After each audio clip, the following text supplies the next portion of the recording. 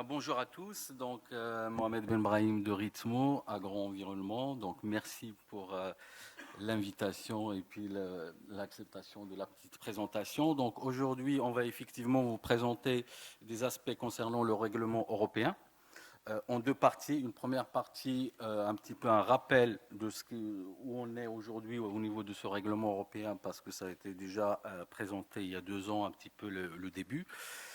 Et qui va être suivi effectivement par un complément sur un focus un petit peu particulier avec Myriam. Donc voilà pour l'introduction. Alors, je sais que beaucoup d'entre vous connaissent bien Ritmo maintenant, ça fait plusieurs années, mais en fait c'est un petit rappel de ce que c'est Ritmo, et surtout destiné aux étudiants d'aujourd'hui qui sont parmi nous pour des stages de fin d'études et puis plus s'il y a affinité. Donc voilà, Ritmo c'est quoi? C'est un centre de ressources technologiques donc basé à Colmar en Alsace. Donc c'est quoi concrètement? Ce sont plusieurs laboratoires, plantes, sols. On a une plateforme technologique pour la transformation et des matières organiques, la pyrolyse, le stripping, etc.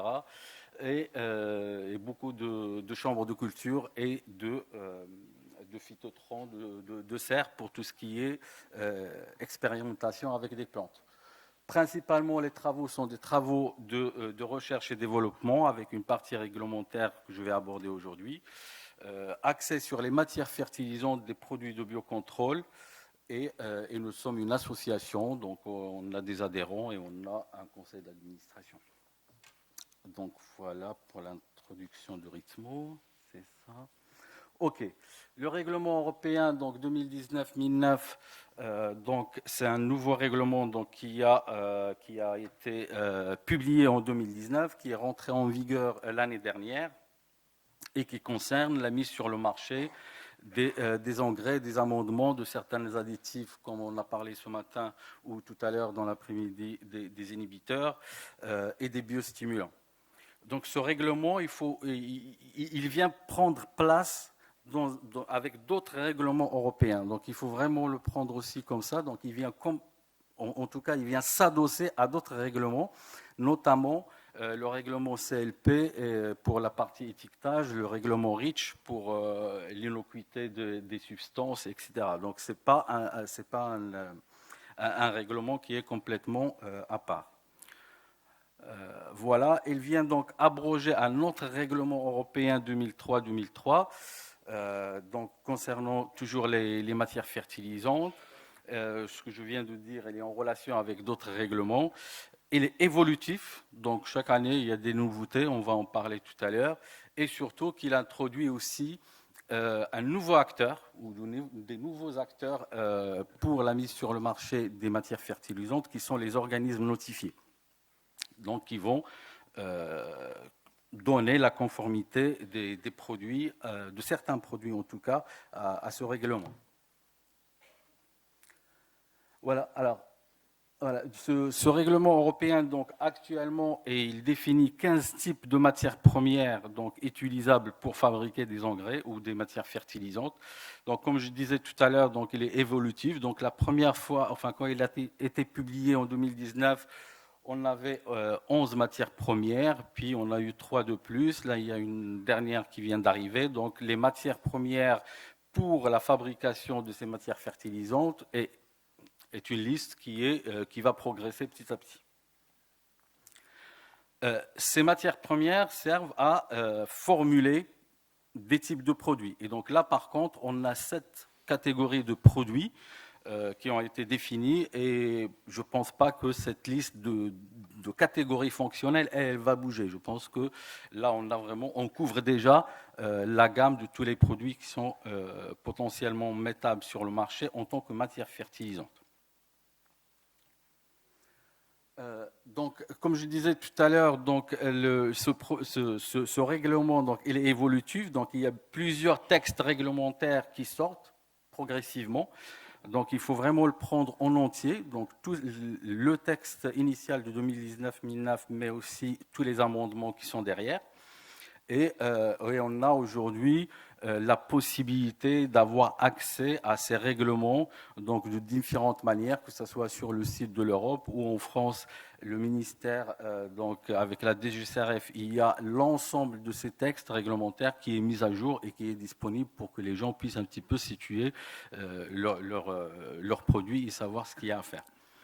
À côté de ça, il y a aussi des documents de travaux qui sont donnés par la Commission, par un groupe d'experts au niveau de la Commission européenne. Et là encore, on a des documents supplémentaires pour aller plus loin pour la compréhension de ce règlement.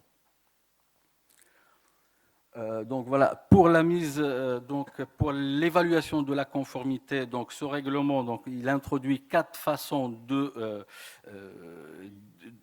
d'évaluer la conformité d'un produit en tant que matière fertilisante. Donc on a le module A, je reviendrai tout à l'heure sur le détail, le module A1, B et C qui sont couplés, et puis le module D1. Le premier, donc, il concerne certaines matières premières et certains fertilisants. Le second, il concerne uniquement les produits riches en azote, supérieurs à 28%. Module B et C, là encore, certains CMC et PSC. Et le module D1, par contre, qui est possible pour l'ensemble des PFC, des matières fertilisantes.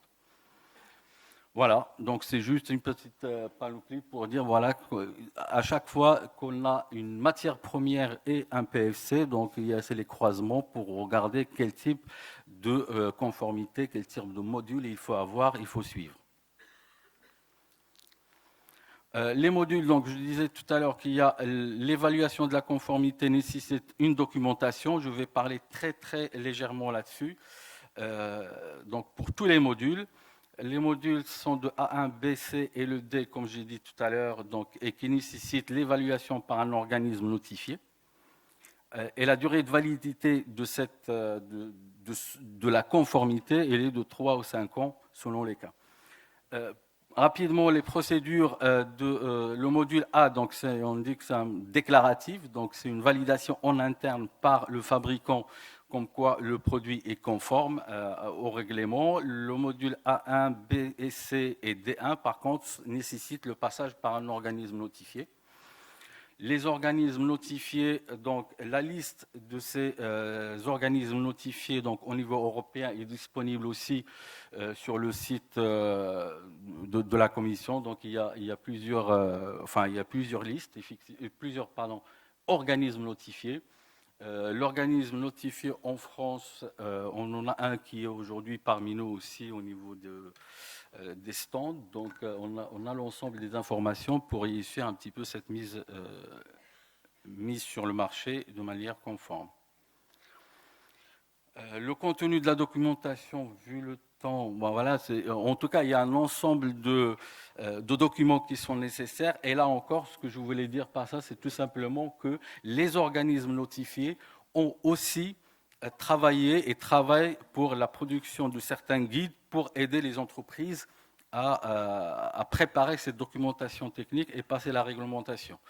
Pas plus que la semaine dernière, ils nous ont présenté la première version de trois guides pour la mise sur le marché et la constitution de cette documentation technique.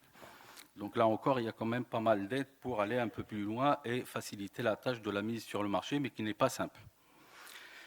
Au niveau des points qui sont encore bloquants, le premier, à mon avis en tout cas, malheureusement, ça concerne le sous-produit animaux. Là, on parle de l'azote et l'origine, en tout cas, de l'importance des sous-produits animaux et des déjections par rapport à la fertilisation azotée. Mais là, depuis 2019, donc, on n'a aucune évolution sur quels sont les types et les caractéristiques des sous-produits animaux qui sont autorisés pour la mise sur le marché et la formulation des matières fertilisantes. Il y a eu les travaux continuent, donc on a différents amendements qui ont été faits, etc. Mais jusqu'à présent, c'est vraiment un produit très bloquant. Pardon, je ne sais pas comment revenir en arrière. Bon. Ok, bon, c'est pas grave.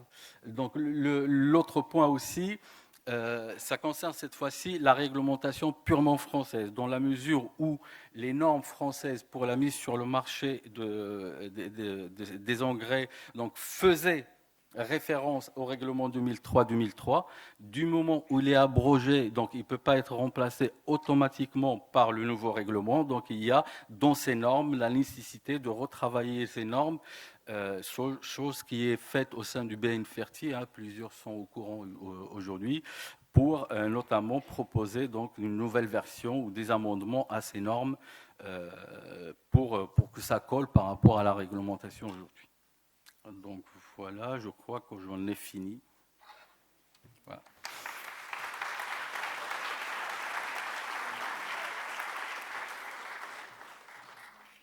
Merci Mohamed. Je vous invite à rester à la tribune pour pouvoir répondre ensuite à quelques questions.